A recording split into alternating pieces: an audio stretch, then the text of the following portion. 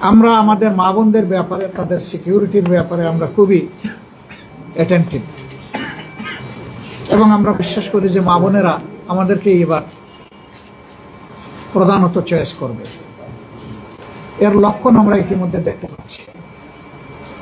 আমাদের বোনদের, মায়েদের নির্বাচনী প্রচারণায় বিভিন্ন জায়গায় বাধা দেওয়া হচ্ছে, এমনকি হেজাব তুলে নেওয়ার ঘটনা ঘটেছে। ঘোষণা দেওয়া হয়েছে, এদের কাউকে দেখলে তোমরা ঠেকিয়ে দেবা। কোথাও বলা হয়েছে তাদেরকে তাড়িয়ে দেবা। মা বোন তো সবারই আছে। এই শব্দগুলা কেন? রাজনৈতিক দলের কাজ হচ্ছে সকল শ্রেণী পেশার বয়সের মানুষকে, লিঙ্গের মানুষকে সম্মান দেখানো।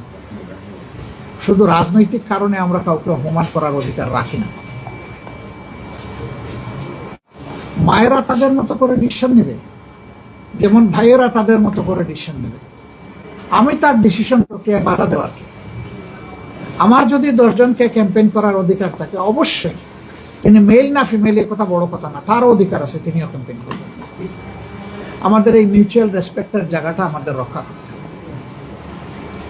আমরা বিশ্বাস করি আগামীতে বাংলাদেশের জনগণ সঠিক সিদ্ধান্ত নেবে এবং তারা দেশকে নিরাপদ করার জন্য, দুর্নীতিমুক্ত করার জন্য, সুশাসন কায়েমের জন্য, ন্যায় ন্যায়ের বিচার নিশ্চিত করার জন্য, অর্থনৈতিক পুনর্বিন্যাস করে দেশকে এগিয়ে নেওয়ার জন্য তারা সঠিক সিদ্ধান্ত দেবে।